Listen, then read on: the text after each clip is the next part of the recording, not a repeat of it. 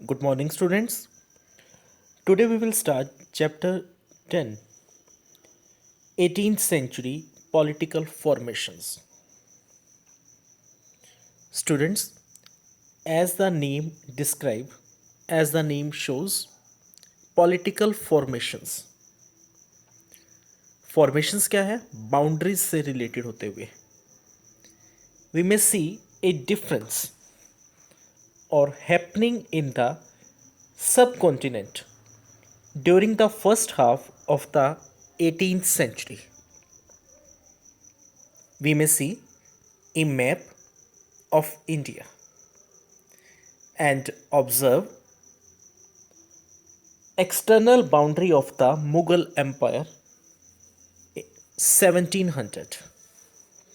18th century जो थी 1700 से लेकर के 1799 तक का 1799 तक का जो पीरियड है वो काउंट होता है 18th सेंचुरी के अंदर। जैसे हम अभी कहाँ रह रहे हैं 21st सेंचुरी में। ईयर तो चल रहा है 2020 और काउंट किस में होता है 21st सेंचुरी में। In this map we may observe the boundaries of Mughal empire.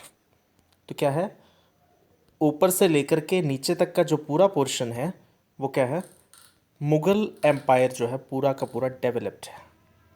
ये जो बाउंड्रीज आपको दिखाई दे रही है। And after that if we give a look on the second map, तो सेकंड मैप में अब क्या है, ब्रिटिश कंट्रीज जो थी, ब्रिटिश गवर्नमेंट जो थी, तो वो कुछ टेरिटरीज अपने अंदर कंट्रोल में लाना उन्होंने शुरू कर दिया। दीज एरियाज जो उन्होंने प्रेसिडेंसीज बनाई थी, बंगाल, तो ये सारा एरियाज जो है उनके कंट्रोल में आना शुरू हो चुका है।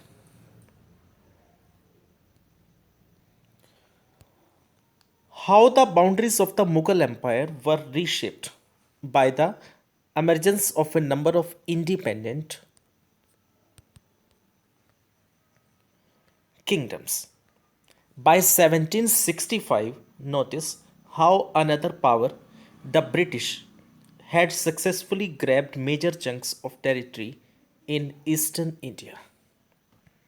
अब यहाँ का जो ये पोर्शन है, तो यहाँ पे क्या है, यहाँ पर ब्रिटिश प्रेसिडेंसीज जो हैं बननी शुरू हो चुकी हैं। ब्रिटिशर्स जो थे उन्होंने काफ़ी सारा एरिया जो है अपनी टेरिटरी का उन्होंने यहाँ पर बना लिया, एस्टेब्लिश कर दिए अपने। In this chapter we will read about the emergence of political groups subcontinent during the first half of the 18th century, रफली फ्रॉम 1707। अब 1707 में क्या था, मुगल एम्परर औरंगज़ेब। अब औरंगज़ेब क्या था, मुगल एम्परर था, और औरंगज़ेब के टाइम तक मुगल एम्परर जो है काफ़ी ज़्यादा एक अच्छी कंडीशन में था। और औरंगज़ेब के बाद जो है यहाँ पे इनकी जो एरियाज़ जो थे वो डिस्ट्रीब्यूट होने शुरू हो गए। और 1857 का जो टाइम था तो वहाँ पर तो मुगल एम्पायर एक तरह से पूरी तरह ख़त्म हो चुका है, एंड हो चुका है। तो 1526 टू 1857 का पीरियड जो है एक रहा मुगल एम्परर के लिए, एक मुगल एम्पायर जो हमने पूरा का पूरा पढ़ा है। We also studied in chapter 4 the Mughal empire. Mughal empire के हमने सारे मुगल एम्प्रस जितने भी रहे हैं वो सारे हमने पढ़े हैं एक एक करके। बाबर ने इसकी शुरुआत की थी, और औरंगज़ेब के बाद जितने भी एम्प्रस आए वो सारे क्या थे, लूज, ज़्यादा सक्सेसर्स नहीं रह पाए, ज़्यादा सक्सेसफुल नहीं हो पाए वो लोग। When Aurangzeb died till the third battle of the Panipat in 1761।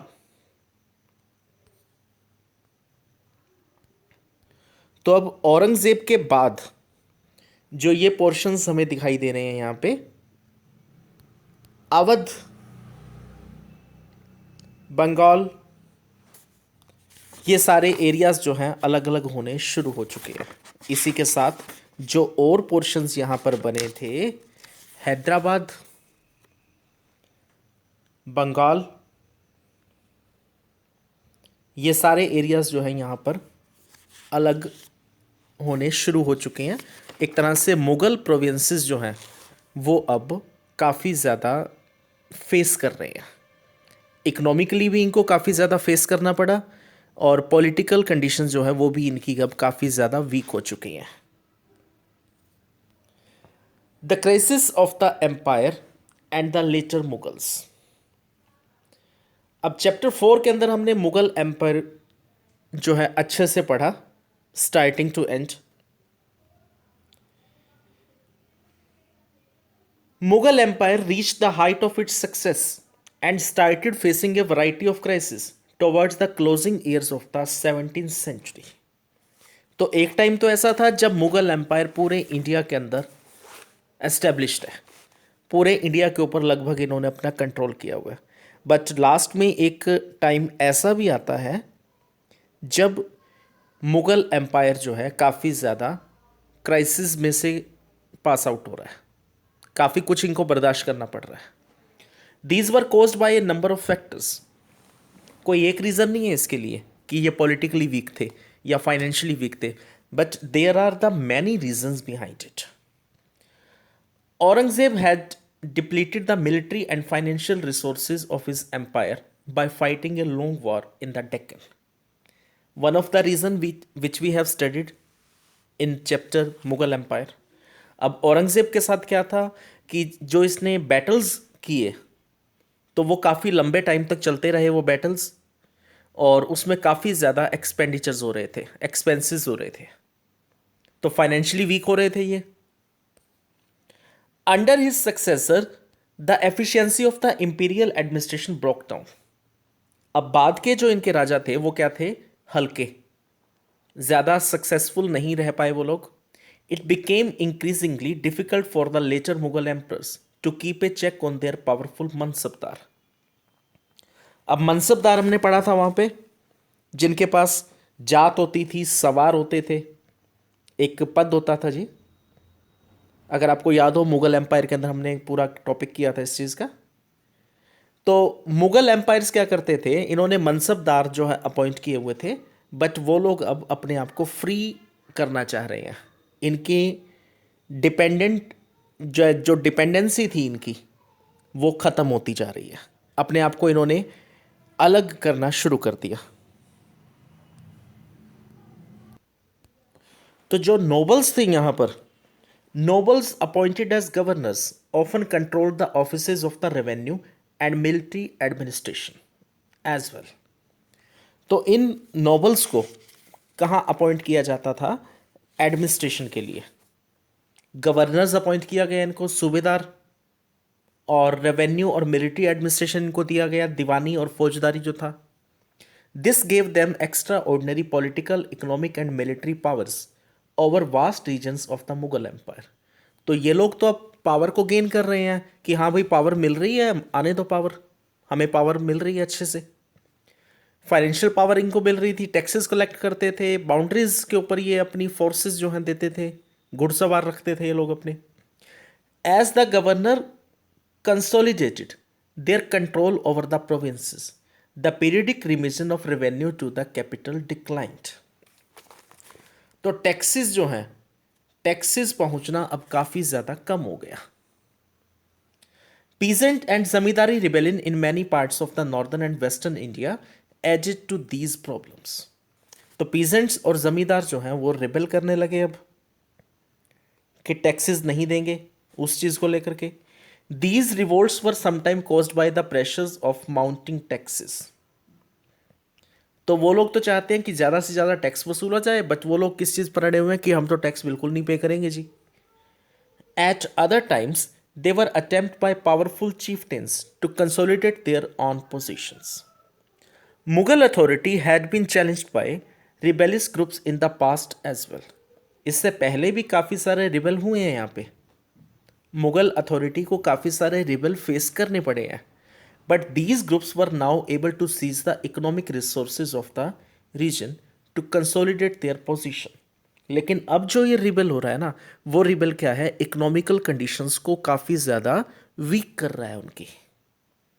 The Mughal emperor after Aurangzeb were unable to arrest the gradual shifting of political and economical authority into the hands of provincial governors, local chieftains and other groups। तो औरंगजेब के बाद के जो successors रहे, उसके बाद के जो लोग रहे हैं ना, तो वो लोग इस चीज को अच्छे से हैंडल नहीं कर पाए, इस चीज को टैकल नहीं कर पाए, इन चीजों को अच्छे से।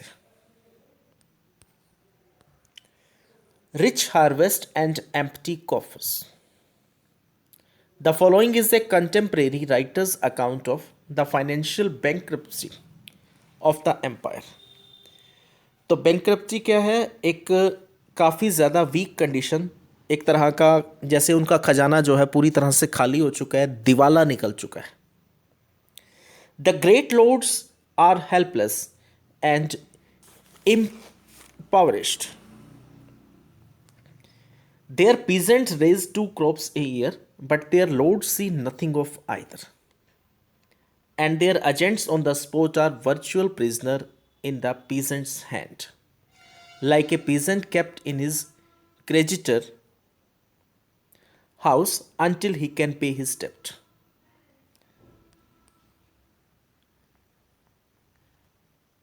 Peasant reaps a harvest of gold, his lord does not see so much as a wisp of straw। How then can the Lord keep the armed force he should? How can he pay the soldier who should go before him when he goes out, or the horseman who should ride behind him? तो financially काफ़ी ज़्यादा week हो चुके हैं, taxes देने को लोग तैयार नहीं हैं, पीजेंट्स टैक्स देना नहीं चाहते, और जो इनके पास जो सोर्सेज थे इकोनॉमिकली, इनकम ऑफ सोर्सेज जो थे वो काफ़ी ज़्यादा डाउन हो चुके हैं। तो इनके पास अब काफ़ी ज़्यादा क्राइसिस है कि सैलरीज कहाँ से प्रोवाइड करें, जो आर्मी इन्होंने रखी हुई है, बाकी एक्सपेंडिचर्स कहाँ से होंगे। In the midst of this economic and political crisis, the ruler of Iran Nadir Shah sacked and plundered the city of Delhi in 1739। तो इसी दौरान अब एक किंग है, एक रूलर है नादिर शाह ईरान से, प्लंडर्ड काफ़ी ज़्यादा लूटपाट करना जिसे कहा जाता है।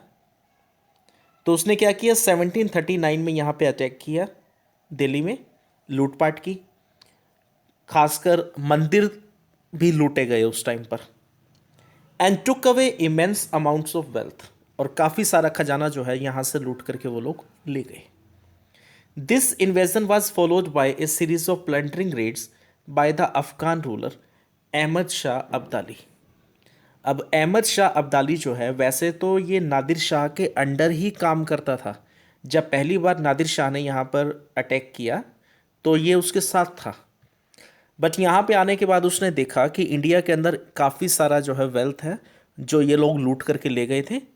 तो उसके बाद इसने अफगान रूलर अहमद शाह अब्दाली ने इंडिविजुअल अटैक्स किए, नादिर शाह से अलग होते हुए इसने अटैक्स किए, बार बार अटैक किए। Who invaded north India 5 times between 1748 and 1761। तो इस दौरान in between 1748 to 1761 he attacks on India 5 times। 5 बार उसने इंडिया के ऊपर जो है अटैक्स किए हैं। Already under severe pressure from all side. अब मुगल्स की कंडीशन काफ़ी ज़्यादा पहले ही ख़राब हो चुकी है। जो इन्होंने सूबेदार रखे हुए थे वो अपने आप को फ्री करना चाहते हैं, उन्होंने उनको पावर्स मिली हुई थी, और उस पावर को वो यूज़ करते हुए क्या चाहते हैं कि अब हम मुगल एम्परर से अपने आप को फ्री करना चाहते हैं, अपनी एक अलग किंगडम, अपनी एक अलग रियासत बनानी शुरू कर दी इन लोगों ने। उधर से फाइनेंशियली वीक हो चुके हैं। So already under severe pressure from all sides the empire was further weakened by competition amongst different group of nobles. अब जो यहाँ पे नॉबल्स थे वो भी क्या है, आपस में एक कंपटीशन चल रहा है उनके अंदर, दो ग्रुप्स हैं यहाँ पर। तो वो उन दोनों ग्रुप्स में से किंग्स किसको ज़्यादा फेवर करते हैं, एक की बात मानेंगे तो दूसरा नाराज होगा, दूसरे की बात मानेंगे तो पहला नाराज होता है। They were divided into two major group of factions, the Iranis and Turanis, nobles or Turkish descent. For a long time, the later Mughal emperors were puppets in the hand of either one or the other of these two powerful groups. अब Mughal emperors क्या थे, इनके हाथों में puppet बन के रह गए, एक कठपुतली के जैसे। वो नोबल्स इनसे जो काम करवाना चाहते हैं, ये लोग उन्हीं के अकॉर्डिंगली काम कर रहे हैं। अब द वर्स्ट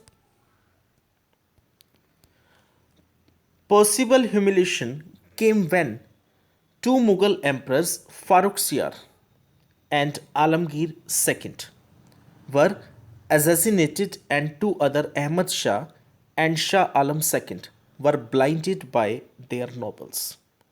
कहते हैं हद तो उस समय हो गई, या काफ़ी ज़्यादा बुरा हुआ उस टाइम पे, जब दो मुगल एम्परर्स को तो मार दिया गया, और जिनको मारा गया वो तो थे फारुखसियार और आलमगीर सेकंड, और बाकी के जो दो मुगल रूलर्स थे इनके बाद के, अहमद शाह और शाह आलम सेकंड, इन दोनों को ब्लाइंड कर दिया गया।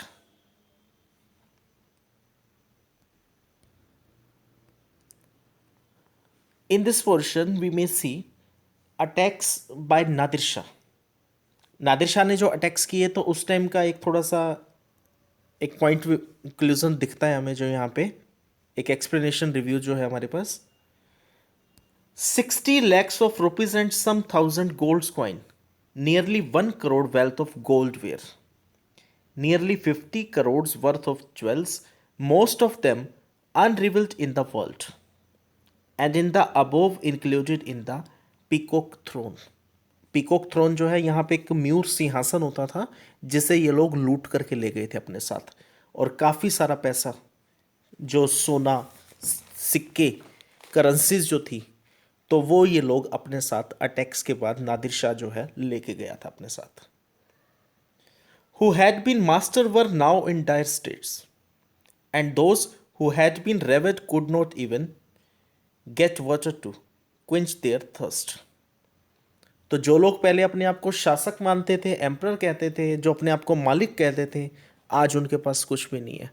अब मुग़ल एम्परर्स की ही अगर हम कंडीशन देखें, तो जब मुग़ल एम्परर्स यहाँ पर आए, तो उस टाइम से लेकर के 16-17 सेंचुरी के अंदर इन्होंने काफ़ी ज़्यादा डेवलपमेंट्स की, एस्टेब्लिशमेंट्स की, इन्होंने अपने किंगडम्स की, एक्सपेंड किया अपने कंट्रीज़ को। बट उसके बाद की जो कंडीशंस हमने देखी हैं, the recluses were pulled out of their corners, the wealthy were turned into beggars। जितने भी अमीर थे वो कहाँ बदल गए, अब beggars हो गए वो सारे। those who once set the style in clothes now went naked।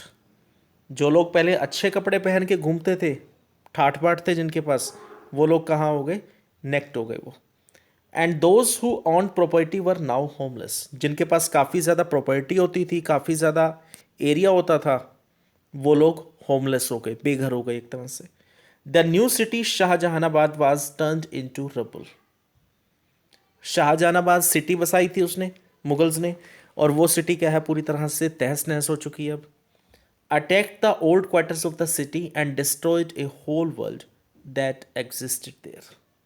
जो भी उन्होंने वहाँ पर बनाया था, तो वो सिटी पूरी तरह से एक तरह से स्पॉइल्ड कर दी गई, बर्बाद कर दी गई है।